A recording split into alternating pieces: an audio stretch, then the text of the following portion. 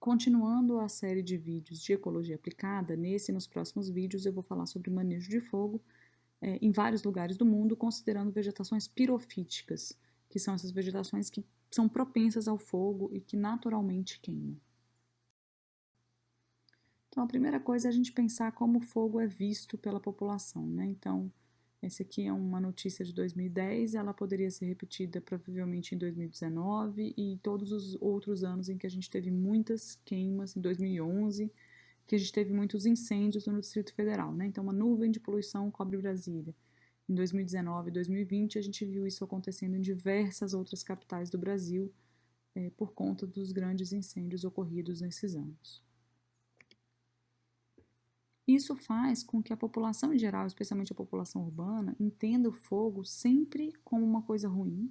E, de fato, os incêndios são sempre ruins, né? Incêndio é um fogo descontrolado, mas nem todo fogo é tão ruim assim. E é disso que a gente vai falar agora.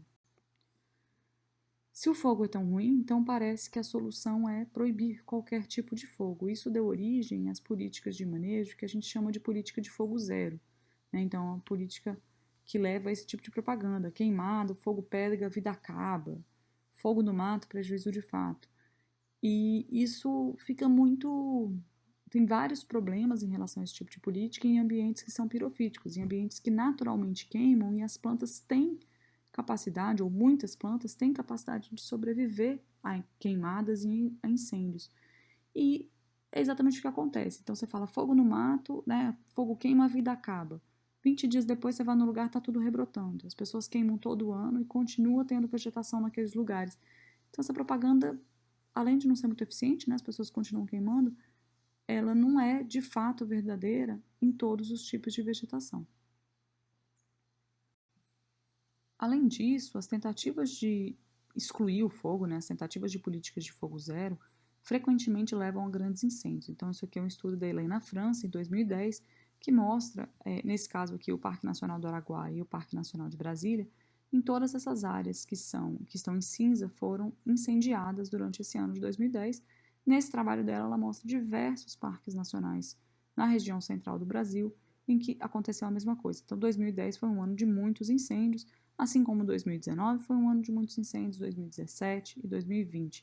Então, claro que existem variáveis climáticas que fazem, por exemplo, 2010 ter mais incêndios do que outros anos, mas todo ano áreas de vegetação de cerrado que não foram queimadas por muito tempo têm uma grande chance de incendiar. E isso é no Brasil, mas também em outros lugares do mundo que também têm vegetações parecidas com as do cerrado, que são essas vegetações pirofíticas, vegetação de savanas, de campos e outros tipos de ambiente.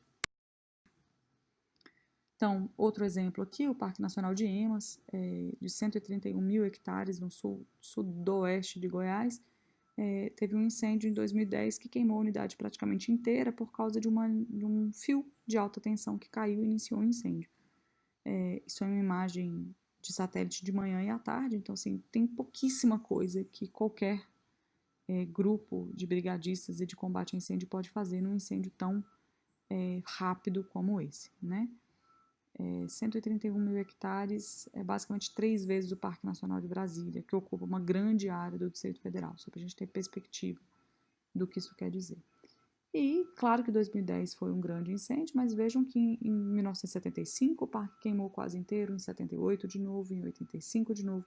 Então, essa tentativa de manter o fogo longe desse parque não foi muito eficiente ao longo do tempo.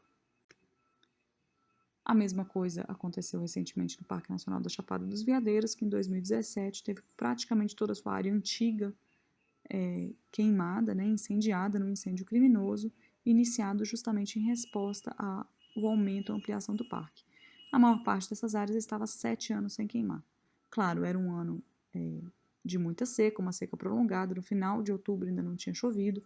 Esses incêndios duraram 3 semanas justamente no final de outubro, que já é uma época que normalmente já deveria estar chovendo.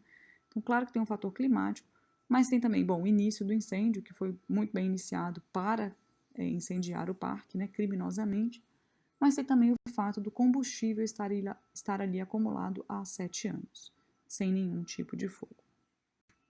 Então, o que a gente tem que pensar é como prevenir e controlar incêndios. É importante lembrar que incêndios são fogos descontrolados, é quando o fogo perde o controle, ele se torna um incêndio. Incêndios, sim, são muito ruins, eles trazem prejuízos econômicos, prejuízos à saúde humana, eles aumentam a emissão de gases de efeito estufa e eles também não ajudam a conservar áreas de vegetação nativa. A pergunta que a gente tem que fazer é se para prevenir e controlar incêndios, a gente precisa evitar todo e qualquer fogo. Então, fogo e incêndio são coisas diferentes. Esse gráfico aqui, esse mapa do mundo, né, com a animação dos focos de calor, e embaixo a gente vai vendo os meses em que ele acontece ao longo do ano, é de 2010, poderia ser de basicamente qualquer outro ano no mundo, e a gente veria que o fogo está presente no mundo inteiro, né, especialmente em algumas regiões, nas regiões mais quentes, mais pirofíticas, onde a gente tem mais savanas.